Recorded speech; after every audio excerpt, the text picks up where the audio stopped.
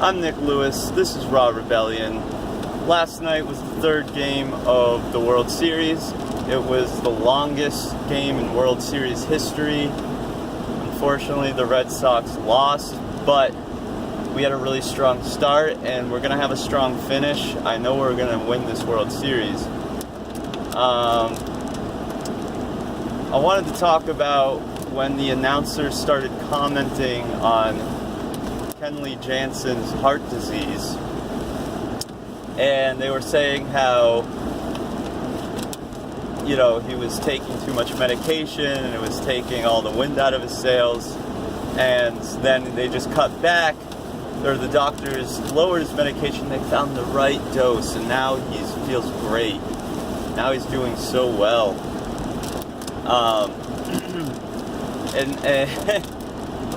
So first they tell you, okay, this guy's got heart disease, and his problems are solved with medication.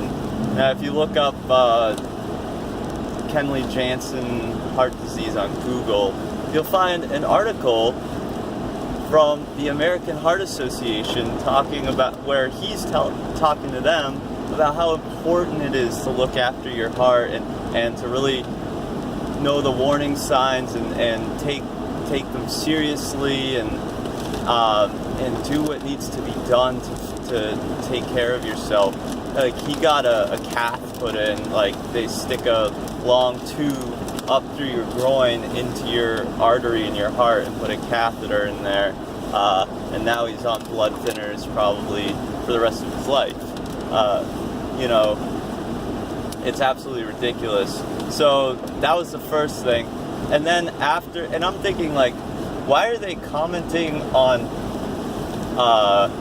medication? Why are they talking about medication and heart disease during a baseball game?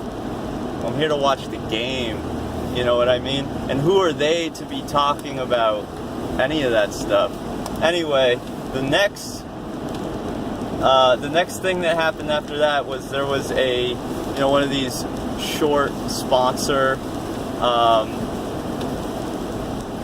plugs, or they plugged the sponsors, and like said brought to you by Taco Bell, and they talk about like whatever new meal option that they have that's going to probably clog your arteries.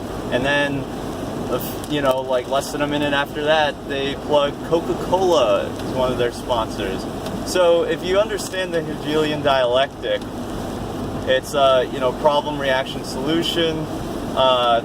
They create the problem so that people react, and then they can offer them the solution. And so here they set it up. It's basically like, oh, you got heart disease, take medication, and you'll get a doctor to give you some medication, and that'll work it all out. Oh, and by the way, eat Taco Bell and drink Coca-Cola. So you see, then they set up what's going to cause the problem in the first place right after that. It's really frustrating. And you look, like, not once in that American Heart Association article did Kenley Jansen talk about diet at all, or did the Heart Association talk about diet. If you can't see that these people clearly are kept quiet, and that it's all about selling procedures, selling medication, selling you the shit that's going to cause the problem, so they can sell you the procedures and medication. It's really frustrating.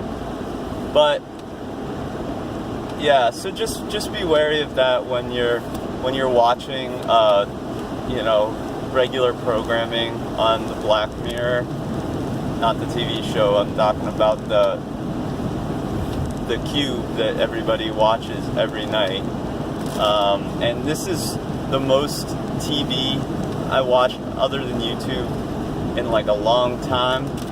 And I would pretty much only look at the TV for something like the World Series if the Red Sox are in it. And that's it. But you can see the way they slip this stuff in. And then, think about what the food that they're serving everyone at those games. It's really atrocious, you know? And one last thing about Jansen. Dude is extremely overweight. He's 6'5", 265 pounds, which puts him in, I think it was 31.8 percentile. Yeah, which is technically obese. I mean, he doesn't talk about that at all in that damn Heart Association article, so that's my little rant.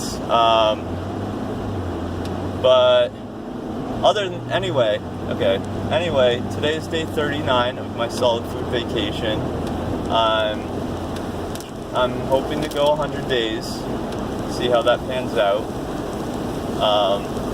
I'm optimistic about it, although I have lost quite a bit of weight. I've lost about 10 pounds, and I was already underweight. So, I've been starting to use chlorella and spirulina just to get a few extra amino acids because they curb my appetite a bit. And yesterday I drank nearly 3 gallons of juice. Probably because I hadn't gotten a lot of sleep. I notice when I get more sleep, I don't need as much juice. But like last night, I slept really well. Turned the phone off. Made sure there was no LED lights in my room that were on.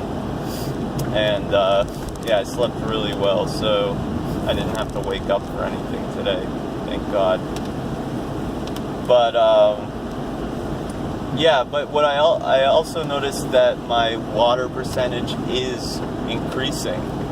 So my weight is still, I fluctuate between like 121 and 123. And I'm 5'9.5", so that's pretty low. But my body fat percentage now is at about 8%. And my water has increased from around 60% on day 20 when I got the fitness scale to measure that. Now it's up to like 63.5 or something. So John Rose did mention it's going to slowly rise as I progress through the solid food vacation. And that's very interesting, and I'm really interested to see what starts happening in my body when I get closer to that 70% mark, which is where everyone should be. So, but other than that, I feel good today. When I'm really hungry and I feel like green juices aren't going to cut it, I do like a sweet potato, carrot, apple thing. The starch, I find, it's very satiating. And I'm going to, when the first week or two of the solid food vacation, I was using a lot of spinach. I thought I might have been having some reactions to the spinach because my bowels were going crazy and not in a good way.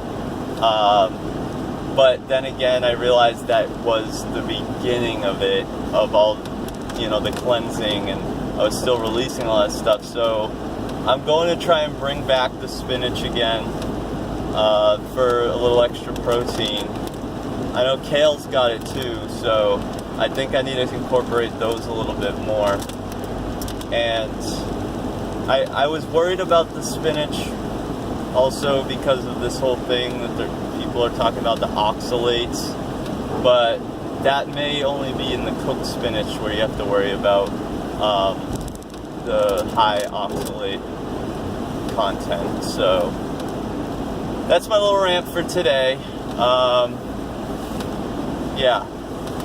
Day 39, going strong, feeling good. Talk to you guys soon. Join the rebellion.